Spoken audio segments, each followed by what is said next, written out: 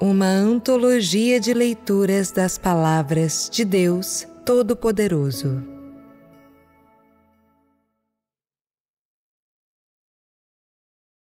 A verdadeira história por trás da obra na Era da Redenção.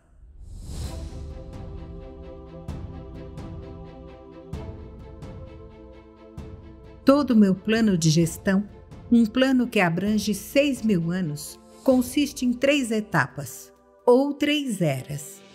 A Era da Lei, no início, a Era da Graça, que também é a Era da Redenção, e a Era do Reino nos últimos dias. Minha obra nessas 3 eras difere em conteúdo, de acordo com a natureza de cada uma. Mas em cada estágio, está de acordo com as necessidades do homem, ou para ser mais preciso, é realizada em função das artimanhas que Satanás emprega na guerra que eu travo contra ele. O propósito da minha obra é derrotar Satanás, manifestar minha sabedoria e onipotência, expor todas as artimanhas de Satanás e, assim, salvar toda a raça humana que vive sob seu império. A finalidade é mostrar a minha sabedoria e onipotência e, ao mesmo tempo, revelar a inaceitável monstruosidade de Satanás.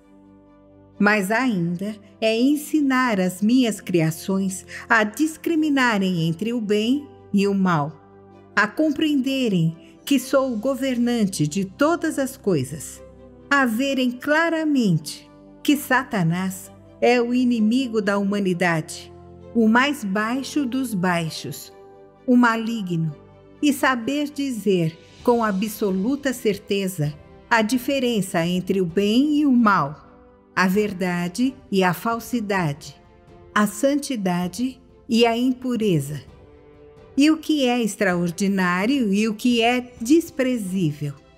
Desse modo, a humanidade ignorante será capaz de testemunhar por mim que não fui eu quem corrompeu a humanidade, e somente eu, o Senhor da criação, posso salvar a humanidade e conceder aos homens as coisas para o seu deleite. As pessoas saberão que eu sou o governante de todas as coisas, e Satanás é apenas um dos seres que eu criei e que mais tarde se voltou contra mim. O meu plano de gestão de 6.000 anos está dividido em 3 etapas para alcançar o seguinte resultado: capacitar as minhas criações a se tornarem minhas testemunhas, para compreenderem a minha vontade e entenderem que eu sou a verdade. Assim, durante a fase inicial da obra em meu plano de gestão de 6.000 anos, fiz a obra da lei, em que Jeová liderou seu povo. A segunda etapa introduziu a obra da Era da Graça nas aldeias da Judéia. Jesus representa toda a obra da Era da Graça. Ele foi encarnado, crucificado e também inaugurou a Era da Graça. Ele foi crucificado para completar a obra da redenção, para terminar a Era da Lei e iniciar a Era da Graça. E assim, ele foi chamado de Comandante Supremo. A oferta pelo pecado, o Redentor. A obra de Jesus diferia em conteúdo da obra de Jeová, embora, em princípio, elas fossem as mesmas. Jeová começou a Era da Lei e estabeleceu a base de operação, isto é, o ponto de origem de sua obra na terra, e decretou os mandamentos. Estas foram 2 de suas realizações que representam a Era da Lei. A obra que Jesus realizou na Era da Graça não foi a de decretar mandamentos, mas cumpri-los, acompanhando a Era da Graça e concluindo a Era da Lei, que durou 2.000 anos. Ele foi o pioneiro que veio iniciar a Era da Graça. Mas a parte principal de sua obra estava na redenção. E assim, suas realizações também foram duplas: abrir uma nova era e completar a obra da redenção por meio de sua crucificação. Então, ele partiu. Nesse ponto, a Era da Lei chegou ao fim e a humanidade entrou na Era da Graça. A obra que Jesus fez estava de acordo com as necessidades do homem naquela era. Sua tarefa era redimir a humanidade, perdoar os pecados dela, e assim seu caráter era totalmente de humildade, paciência, amor, piedade, tolerância, misericórdia e benignidade. Ele abençoou a humanidade ricamente, trouxe-lhe graça em abundância e todas as coisas que as pessoas poderiam desfrutar. Ele as concedeu para o seu deleite. Paz e felicidade, sua tolerância e amor, sua misericórdia e benignidade. Naqueles dias, tudo o que as pessoas encontravam era uma abundância de coisas para desfrutar. Seus corações estavam em paz e tranquilizados.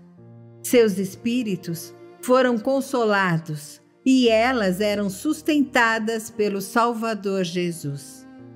Elas podiam receber essas coisas em consequência da era em que viviam.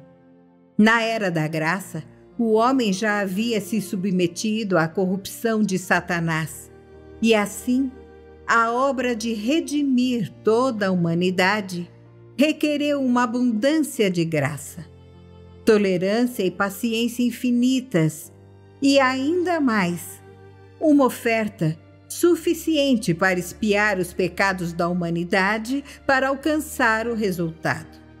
O que a humanidade viu na Era da Graça foi meramente minha oferta de expiação pelos pecados dela. Isto é, Jesus. Tudo o que as pessoas sabiam era que Deus poderia ser misericordioso e tolerante. E tudo o que elas viram foi a misericórdia e a benignidade de Jesus. Isso ocorreu porque viviam na Era da Graça. Antes que pudessem ser redimidas, tinham que desfrutar dos muitos tipos de graça que Jesus lhes concedia. Só isso foi benéfico para elas. Dessa forma, elas poderiam ser perdoadas de seus pecados por meio do gozo da graça e ter a chance de ser redimidas por meio da tolerância e paciência de Jesus. Somente por meio da tolerância e paciência de Jesus é que elas ganharam o direito de receber o perdão e desfrutar da abundância da graça concedida por Jesus, assim como ele disse: "Não vim para redimir os justos, mas os pecadores, para permitir que os pecadores sejam perdoados de seus pecados." Se Jesus tivesse encarnado com o caráter do julgamento, da maldição e da intolerância às ofensas do homem, o homem nunca teria tido a chance de ser redimido e teria permanecido pecador para sempre. Se assim fosse, o plano de gestão de 6.000 anos teria parado na Era da Lei. E a Era da Lei teria sido prolongada por 6.000 anos. Os pecados do homem só teriam se tornado mais numerosos e dolorosos, e a criação da humanidade teria sido em vão. Os homens só poderiam ter servido a Jeová sob a lei, mas seus pecados teriam excedido os dos primeiros seres humanos criados. Quanto mais Jesus amava a humanidade, perdoando-lhes os pecados e levando-lhes misericórdia e benignidade, mais as pessoas adquiriam a capacidade de serem salvas e chamadas de cordeiros perdidos, que Jesus comprou de volta por um grande preço. Satanás não conseguiu se intrometer nesta obra, porque Jesus tratava seus seguidores como uma mãe amorosa trata o bebê em seu seio. Ele não se zangava com eles nem os desprezava, mas os consolava. Ele nunca se enfurecia no meio deles, mas tolerava os pecados deles e fazia vista grossa à sua tolice e ignorância, a ponto de dizer: perdoe os outros 70 vezes 7 vezes. Seu coração transformava o coração dos outros. Desta maneira é que as pessoas receberam o perdão dos pecados por meio de sua tolerância. Embora Jesus, em sua encarnação, estivesse totalmente sem emoção, ele sempre consolou seus discípulos, proveu para eles, os ajudou e sustentou. Por mais que fizesse ou por mais que sofresse, ele nunca fez exigências excessivas ao povo, mas sempre foi paciente e tolerante com seus pecados, de modo que as pessoas na Era da Graça o chamavam carinhosamente de o amável Salvador Jesus. Para as pessoas daquele tempo, para todas elas, o que ele tinha e era foram misericórdia e benignidade. Ele nunca se lembrou das transgressões das pessoas, e o tratamento que lhes deu não se baseava nas transgressões delas, porque aquela foi uma era diferente. Ele frequentemente dava abundante comida e bebida às pessoas para que elas se saciassem. Ele tratava todos os seus seguidores com graça, curando os doentes, expulsando os demônios, ressuscitando os mortos, para que as pessoas crescem nele e vissem que tudo o que ele fez foi com sinceridade e de coração aberto. Ele chegou ao ponto de ressuscitar um cadáver em decomposição, mostrando-lhes que em suas mãos até mesmo os mortos poderiam voltar à vida. Desse modo, ele resistiu silenciosamente e fez a sua obra de redenção no meio deles. Mesmo antes de ser pregado na cruz, Jesus já havia tomado sobre si os pecados da humanidade e se tornara uma oferta pelo pecado dela. Mesmo antes de ser crucificado, ele já havia aberto o caminho para a cruz a fim de redimir a humanidade. Por fim, ele foi pregado na cruz, sacrificando-se por causa da cruz e concedeu toda a sua misericórdia, benignidade e santidade à humanidade. Ele sempre foi tolerante, nunca vingativo, mas perdoou os pecados das pessoas, exortou-as a se arrependerem e as ensinou a ter paciência, tolerância e amor, a seguirem seus passos e sacrificarem a si mesmas por causa da cruz. Seu amor pelos irmãos excedia o seu amor por Maria. A obra que ele realizou tinha como princípio curar as pessoas e expulsar os demônios, tudo por causa de sua redenção. Não importa onde ele fosse, tratava todos os que o seguiam com graça.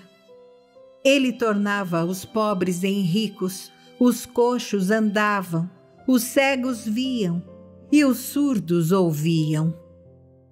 Ele até convidava os mais humildes, os destituídos, os pecadores, a sentarem à mesma mesa com ele, nunca se afastando deles, mas sempre sendo paciente, dizendo: quando um pastor perder uma ovelha em 100, ele deixará para trás as 99 para buscar a única ovelha perdida. E quando ele a encontrar, se alegrará muito. Ele amava os seus seguidores como uma ovelha ama os seus cordeiros. Embora fossem insensatos, ignorantes, pecadores aos seus olhos e, além disso, fossem os membros mais humildes da sociedade, ele considerava esses pecadores homens que os outros desprezavam como a menina dos seus olhos. Porque ele os favoreceu, deu a vida por eles, e como um cordeiro foi oferecido no altar. Ele andava no meio deles como se fosse servo deles, permitindo que o usassem e matassem, submetendo-se a eles incondicionalmente. Para seus seguidores, ele era o adorável Salvador Jesus. Mas para os fariseus, que ensinavam o povo de um alto pedestal, ele não mostrou misericórdia e benignidade, mas aversão e ressentimento. Ele não fez muito entre os fariseus. Ocasionalmente, os ensinou e repreendeu. Ele não andou no meio deles fazendo a obra da redenção, nem realizando sinais e maravilhas. Ele concedeu toda a sua misericórdia e benignidade aos seus seguidores, sofrendo pelo bem desses pecadores até o fim. Quando foi pregado na cruz e sofrendo toda a humilhação, até que ele tivesse redimido completamente toda a humanidade. Essa foi a importância total de sua obra. Sem a redenção de Jesus, os seres humanos sempre teriam vivido em pecado e se tornariam filhos do pecado, os descendentes de demônios. Continuando desse modo, a terra inteira teria se tornado um local de alojamento para Satanás, um lugar para sua habitação. Mas a obra da redenção requeria mostrar misericórdia e benignidade para a humanidade. Só assim ela poderia receber o perdão e, finalmente, conquistar o direito de ser completado e plenamente conquistada. Sem esse estágio da obra, o plano de gestão de 6.000 anos não teria prosseguido. Se Jesus não tivesse sido crucificado, se tivesse apenas curado o povo e exorcizado seus demônios, o povo não poderia ter sido completamente perdoado por seus pecados. Nos 3 anos e meio que Jesus passou fazendo a sua obra na terra, ele completou apenas metade da obra da redenção. Ao ser pregado na cruz e se tornar em semelhança da carne pecaminosa, ao ser entregue ao maligno, ele completou a obra da crucificação e conquistou o destino da humanidade. Somente depois de ser entregue nas mãos de Satanás é que ele redimiu a humanidade. Por 33 anos e meio, ele sofreu na terra, sendo ridicularizado, caluniado e abandonado, até o ponto de não ter onde reclinar a cabeça, nem um lugar de descanso. Depois foi crucificado com todo o seu ser. Um corpo imaculado e inocente, pregado na cruz e submetido a todo tipo de sofrimento. Aqueles que estavam no poder zombavam dele e o açoitavam, e os soldados cuspiram em sua face. Todavia, permaneceu em silêncio e aguentou até o fim, submetendo-se incondicionalmente até a morte, depois do que redimiu toda a humanidade. Só então foi-lhe permitido descansar. A obra que Jesus fez representa apenas a era da graça. Não representa a era da lei, nem é uma substituta para a obra dos últimos dias. Essa é a essência da obra de Jesus na era da graça, a segunda era pela qual a humanidade passou, a era da redenção.